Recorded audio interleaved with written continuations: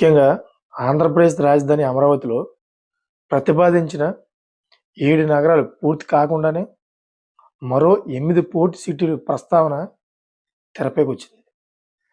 అమరావతిలో ఇప్పటికే చెప్పుకోదగిన నిర్మాణాలు ఇంకా ఏమీ రాలేదు.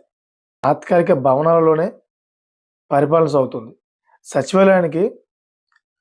సచివాలయం, అసెంబ్లీ, హైకోర్టు తాత్కాలిక భవనాల్లోనే ఉన్నాయి ప్రస్తుతానికి. ప్రస్తుతం నిర్మాణంలోనే ఉన్నాయి మళ్ళీ అయి కూడా. మంత్రులు, న్యాయమూర్తుల నివాస సముదాయాలు కొలిక్కి వస్తున్న కొత్త నిర్మాణాలకు నిధుల కొరత వెంటాడుతుంది కూడా ఇప్పుడు. మరి ఈ నేపథ్యంలోనే ఆంధ్రప్రదేశ్ ప్రభుత్వం తీర ప్రాంతాన్ని సమగ్రంగా అభివృద్ధి చేసేందుకు ప్రణాళికలు రూపొందించింది.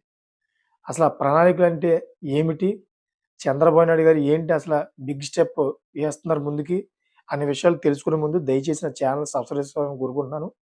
అదేవిధంగా ఈ వీడియో మీకు నచ్చినట్లయితే కనుక లైక్ అండ్ కామెంట్